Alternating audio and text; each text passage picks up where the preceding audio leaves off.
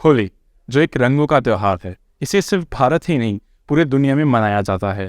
पर होली को जो रंगों से खेला जाता है ये कई बार केमिकल के भी होते हैं, तो इनसे हमारी स्किन को काफ़ी नुकसान हो सकता है। सो डॉक्टर, जो लोग या तो केमिकल्स वाले कलर्स या फिर जिनको पहले से ही एलर्जी है, सो उनको ये कलर्स क्या इफ़ेक्ट कर सकते हैं? सबसे पहले तो सभी शहरवासियों को मेरी डॉक्टर कोजिमा सेफी की तरफ से RJ Apollo Spectra group of hospitals Ratan Jyoti Netralaya की तरफ से होली की बहुत मस्ती भरी उल्लास भरी बधाइयाँ।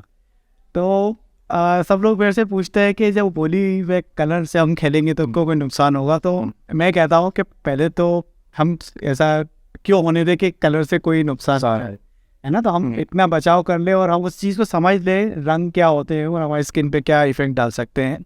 तो जब हम उनसे खेलेंगे तो हमारा उल्लास उत्सव भी बरकरार रहेगा, मस्ती भी बराबर रहेगी और हमें कोई तकलीफ भी नहीं लेनी है। बिल्कुल। तो लोग मेरे से अक्सर ये पूछते हैं कि मतलब रंगों से क्या स्किन में हो सकता है। तो सबसे पहले हमें ये समझना चाहिए कि जो प्राकृतिक कलर होते हैं, अबीर होता है, गुलाल होता है, नेचुरल जो कलर्स होते हैं, चंदन होते हैं, मुल्तानी मिट्टी से बनता है, इनसे तो कोई नुकसान नहीं होने वाला है, इससे तो आप आराम से खेल सकते। जो केमिकल युक्त कलर होता है उससे प्रॉब्लम होने की संभावना है।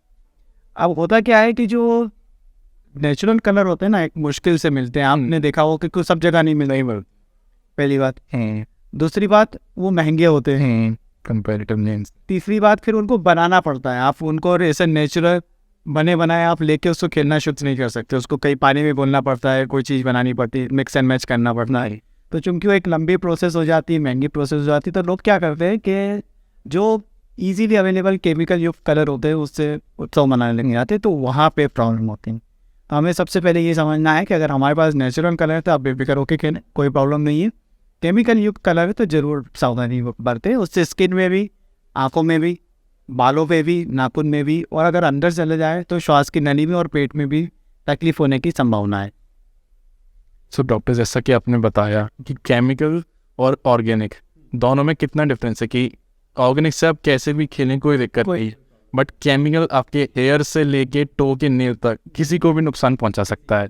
तो इसमें क्या कुछ प्रिकॉशंस बरते जाएं, क्योंकि होली हम अकेले नहीं लोगों के साथ खेलते हैं, हम अगर प्रिकॉशंस ले भी नहीं तो सामने वाला, तो क्या उसमें प्रिकॉशंस लिए जा सकें? जी, तो आप जब होली खेलने जाए ना, तो सबसे पहले मैं कहूँगा कि आप थोड़ा सा ओरिएंट होकर जाए कि जब हम जाएँ तो जो ईजीली अवेलेबल चीज़ें हमारे यहाँ पे, जैसे सरसों का तेल होता है, नारियल का तेल होता है, पेट्रोलियम जेली होती है, कोई कोल्ड क्रीम होती है, हम सब जगह लगा लें, ताकि जब कोई केमिकल हमारे कांटेक्ट में आए, स्किन में लगे, तो डायरेक्ट अंदर ना चला जाए, एक बैरियर बना रहे हैं।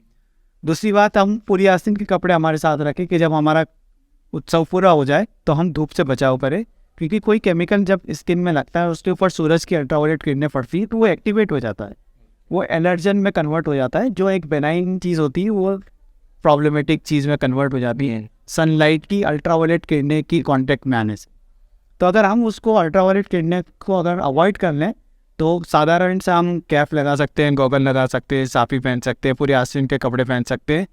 लोग अक्सर मैंने देखा है कि वो धूप में काफ़ी देर तक खड़े रहते हैं, या वो बैठे रहते हैं, या बातचीत गपशप का दौर चलता है, तो धूप से हट जाए तो एक आसान सा वो है, और पूरे आस्तीन के कपड़े पहन लें, तो ये भी एक अच्छा बचाव का तरीका हो सकता है। तो हम जब इस तरह से होली खेलने जाएंगे तो हमारे कोई दुर्घटना होने के चांसेस बहुत कम हो जाएंगे।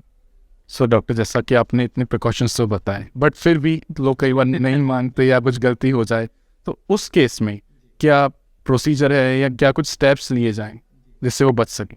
इससे पहले मैं बताना चाहूँगा कि जब कोई चीज़ एलर्जी करती है, रिएक्ट करती है, तो क्या क्या हो जाता है। तो स्किन में अगर हम उन लक्षणों को जान लें, स्किन में लालिमा हो जाती है, जलन होने लग जाती है, पपड़ी बनने लग जाती है, स्वेलिंग आ जाती है, आँखों में लाल हो जाती है, आँखों में पानी आने लग जाता है, आँखों में किरकिरी, फॉरेन बॉडी सेंसेशन कहते हैं, ऐसा लगता है कि जैसे कुछ पड़ गया हो आँखों में।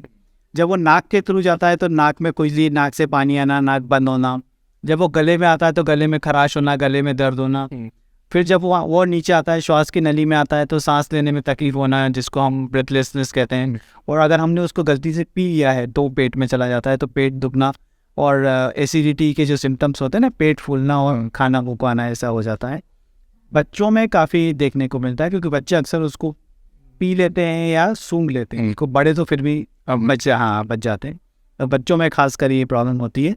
तो जब इस तरह के कोई लक्षण पैदा हो जाए हमारी स्किन में रंग खिलने के बाद, तो मैं सबसे पहले ये सलाह देता हूँ कि तुरंत रंग खिलना बंद करके धूप से हट के छाँव में आ जाए और सादा पानी वगैरह कुछ डाल दें अपने स्किन के ऊपर, ताकि वो वॉश आउट हो जाए। मैंने अक्सर ये देखा है कि लोग जब ऐसा कुछ हो जाता है ना, कोई स्किन के कलर जब वो जम जाता है स्किन में, तो लोग उसको छुटाने की कोशिश करते हैं। उनको लगता है कि कैसे भी करके जल्द से जल्द इसको हटा लिया जाए। वो एक गलत तरीका है, क्योंकि जब हम उसको रगड़ते हैं तो क्या होता है, स्किन का जो बैरियर होता है वो ब्रीच हो जाता है और कलर उसके अंदर से और नीचे जाने की संभावना होती है। तो जब ऐसा हो जाए तो हमें क्या करना चाहिए कि सादे पानी से उसको ऊपर से जितना वॉश हो जाए वो कर लेना चाहिए, और फिर सादा, जैसे मैंने कहा ना, नारियल तेल, सरसों का तेल, पेट्रोलियम जेली या फोल्ड क्रीम कुछ लगा लेना चाहिए। उसको तुरंत छुटाने की कोशिश नहीं करना चाहिए, क्योंकि स्किन नीचे से रोज आ रही है, ऊपर से झड़ रही है, तो 2 से 3 दिन वो अपने आप छूटने लग जाएगा। तो आप कुछ नहीं करोगे तो आपने देखा होगा कि 3-4 दिन में अपने आप कलर छूटने लग जाता है, क्योंकि स्किन नीचे से ऊपर आके शेड हो रही होती है, तो चली जाती हो। कुछ ना करें तो भी ये बहुत अच्छा बचाव का तरीका होता है। तो लोग जो है उसको कुछ लेप उपटन लगाने की कोशिश करते हैं, उसको छुटाने की कोशिश करते हैं, तो ये सब ना करें।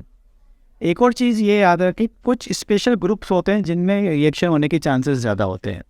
जैसे मैंने कहा, बच्चे होते हैं, बुज़ुर्ग होते हैं जिनकी स्किन ड्राई होती है, गर्भवती महिलाएं होती हैं, और जिनको कोई और बीमारियां होती है, जैसे सिस्टमिक ल्यूपस जैसी बीमारी होती है, उसमें फ़ोटो सेंसिटिविटी हो जाती है कि जब कोई व्यक्ति ऐसी बीमारी से ग्रस्त हो और जब कलर खिलता है और धूप में जाता है तो उसको रिएक्शन होने के चांसेस ज़्यादा हो जाते हैं।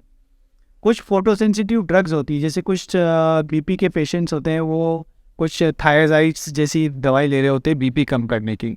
तो इस तरह की जो दवाई होती है उसके कारण ब्लड पे जब होती है और उस पर कोई कलर लगता है और धूप पड़ती है तो रिएक्शन होने के चांसेस बढ़ जाते हैं। तो ये स्पेशल ग्रुप वाले लोग भी अपना खास ध्यान रखें, तो जब वो खेलेंगे तो उनको प्रॉब्लम नहीं होगी।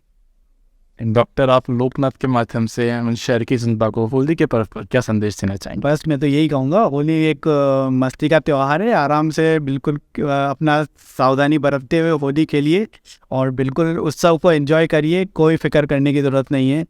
हॉस्पिटल है, अपोलो हॉस्पिटल है, जब भी कोई प्रॉब्लम हो तो आप संपर्क कर सकते हैं। हमेशा आपकी सेवा में तत्पर है। तो सभी ग्वालियर वासियों को एक बार फिर मेरी तरफ से होली की बहुत बहुत शुभकामनाएं। Happy Holi. Thank you so much. ऐसे ही वीडियोस को देखने के लिए आप हमारे YouTube चैनल को सब्सक्राइब करें। साथ ही हमारे सोशल मीडिया हैंडल्स जैसे कि Instagram और Facebook को भी आप फॉलो कर सकते हैं।